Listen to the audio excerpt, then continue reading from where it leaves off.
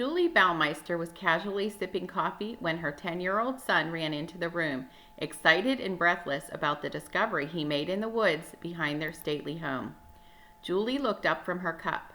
She was staring into the empty eye sockets of a human skull. As one might expect, the busy mom was curious and disturbed by the find, which she learned contained the bones of a full skeleton. She called her husband Herb. He was, in a word, unfazed. He told her that the skull and bones were likely just remnants from his father's work. Herb Baumeister Sr. had been a doctor. Strange as it may sound to me, why such an item would be casually discarded in a backyard where Dr. Baumeister never lived, it made sense to Julie at the time, and she didn't press any further. Herbert Richard Baumeister was born April 7, 1947, to Dr. Herbert E. Baumeister, an anesthesiologist, and his homemaker wife, Elizabeth. Herb and his 3 siblings enjoyed a relatively normal childhood, but he began to display some odd behaviors during adolescence. As a teen, he was diagnosed as schizophrenic, but he was not treated for the illness. He always seemed to have trouble fitting in, he enjoyed shocking people, and he liked to play with dead animals. But somehow, Herb sort of flew under the radar and worked a series of different jobs after dropping out of college. In 1971, he married Juliana Sater, and the couple had 3 children. Julie worked on and off as a journalism teacher, while Herb struggled to keep a job. He was considered intelligent and hardworking, but again, he did outrageous things to get attention. He once shocked co-workers by sending Christmas cards depicting himself and an unidentified male companion dressed in drag. Eventually, though, Herb found a career that would give him the money and power he craved. He resented his job working for a discount retailer, but in time, he saw the potential money to be made in opening his own store. He and Julie borrowed $4,000 and unveiled their first Sav-a-Lot thrift shop in 1988. By 1991, the affluent family owned a chain of stores, living the American dream in Hamilton County, Indiana. They moved from their modest family home to an estate called Fox Hollow Farm. It was a sprawling 18-acre property featuring a large Tudor-style mansion with an indoor swimming pool on the lower level. They lived a content but unremarkable life and appeared to be a traditional family.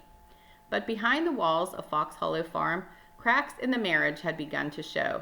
According to Julie, the couple had been intimate just 6 times in 25 years of marriage. He wasn't interested, and she didn't mind. While they maintained the facade and enjoyed their enviable lifestyle, Julie and the kids would vacation during the summers with Herb's widowed mother. As for Herb, he was just fine staying home alone at the big house in the middle of nowhere. It gave him the freedom he needed to pursue his own interests. Meantime, in the early 1990s, a pair of detectives teamed up to investigate the disappearances of several area men. Virgil Vandegrift was a retired major crimes investigator. He was working as a private detective when he contacted Mary Wilson, an investigator with the Indianapolis PD. Together, they worked tirelessly for little pay for their new clients, a group of mothers whose gay sons had mysteriously gone missing.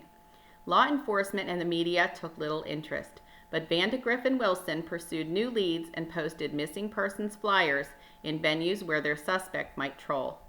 They were contacted by a man they chose to call Tony Harris, who was certain he knew who was luring local men from gay bars and killing them. Note, I have also read the pseudonym Ron Rosen in place of Tony Harris. I will continue to refer to him as Tony.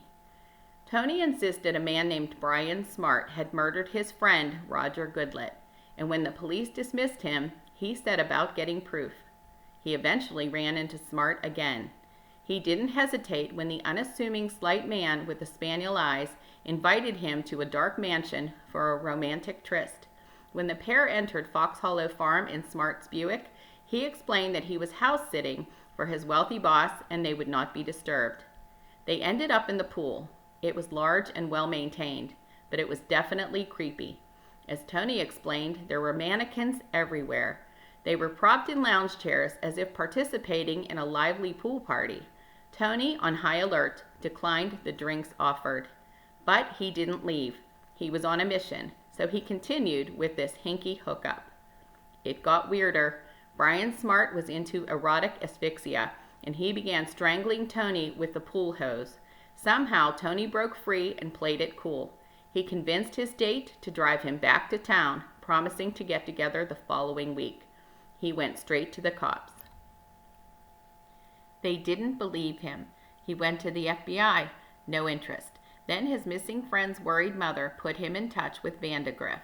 Unfortunately, Tony couldn't find the house. It was in an upscale location dotted with homes of a similar size, and there was no one named Brian Smart residing in the general area. It took nearly a year, but finally Vandegrift and Wilson got lucky. Tony ran into Brian Smart at a bar. He secretly followed him outside and took note of his license plate, registered in Ohio, not Indiana.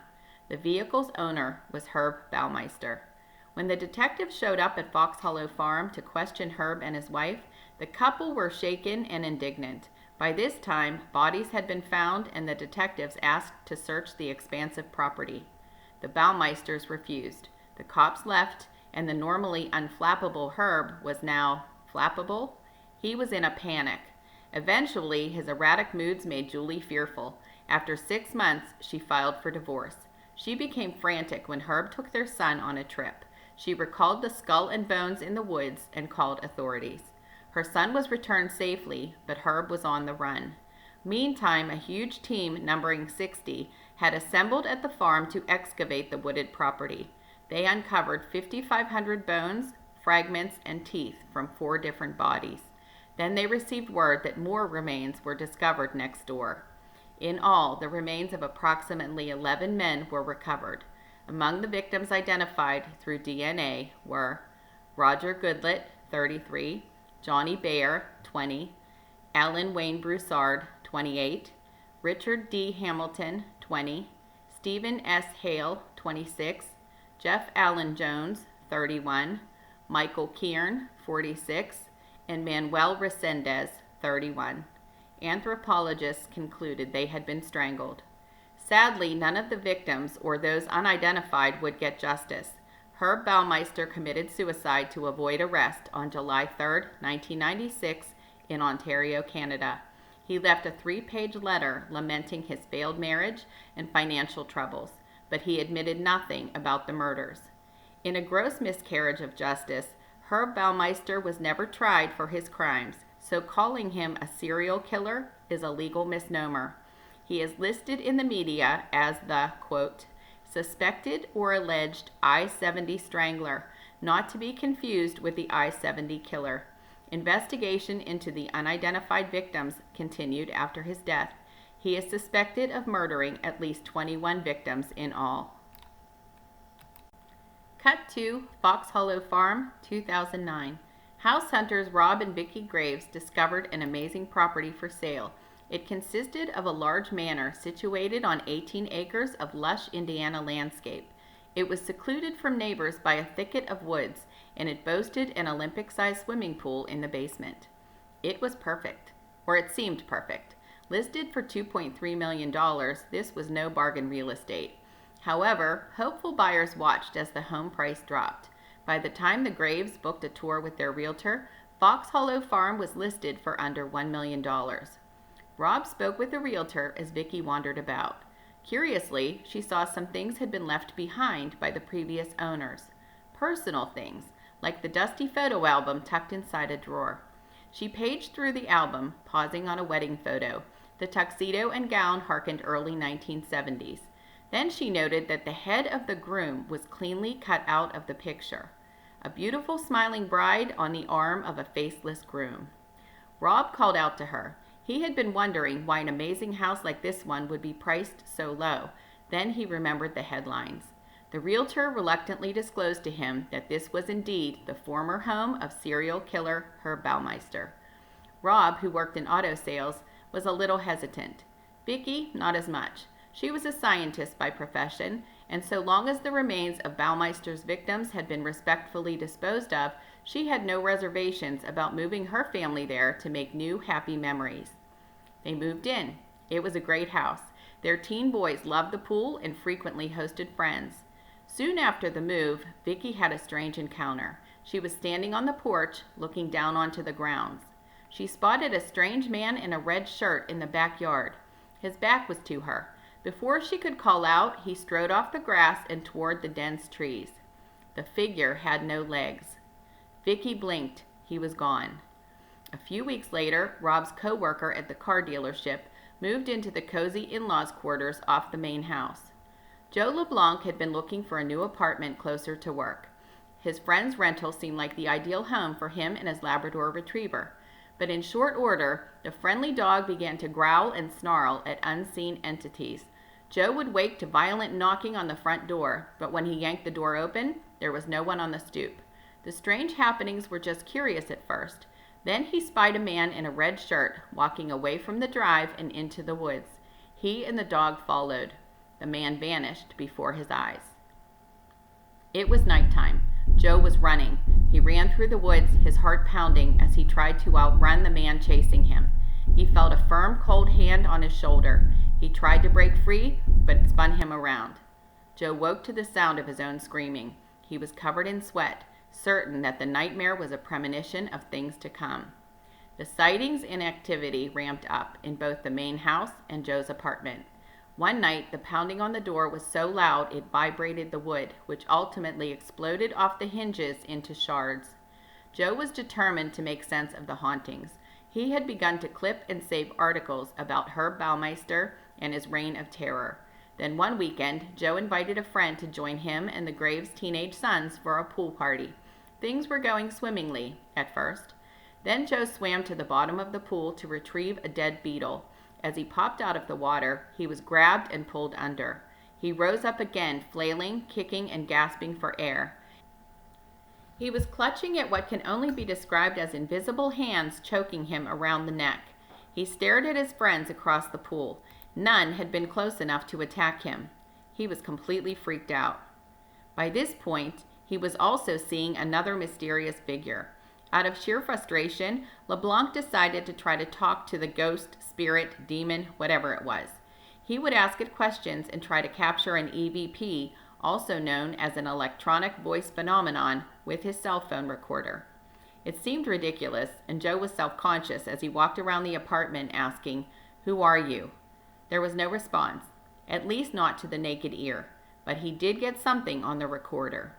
He played it. It was mostly static. He adjusted the volume and heard a muffled reply. Finally, it became clear. The married one. Joe dropped the phone and ran to the clippings on his desk. He studied the names identified as Baumeister's victims.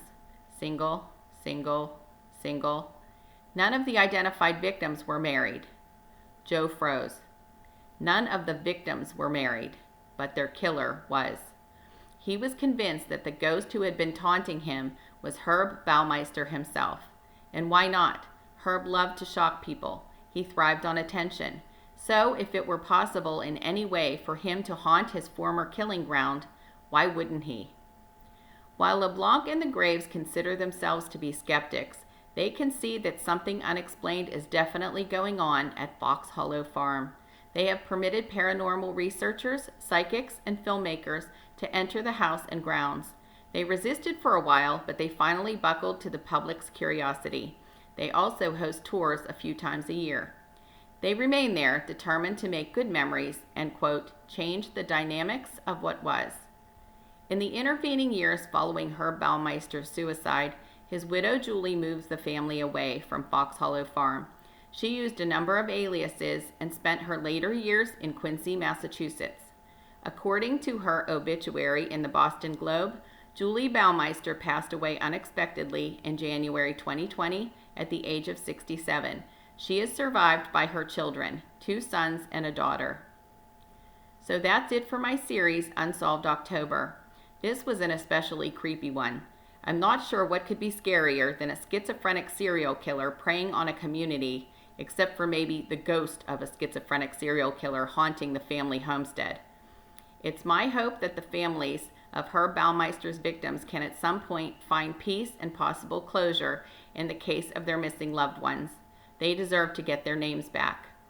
Meantime, I thank you for watching, and I'd love to know, would you consider buying the home of an infamous murderer? Please let me know in the comments. Until next time, Scary Clarey out.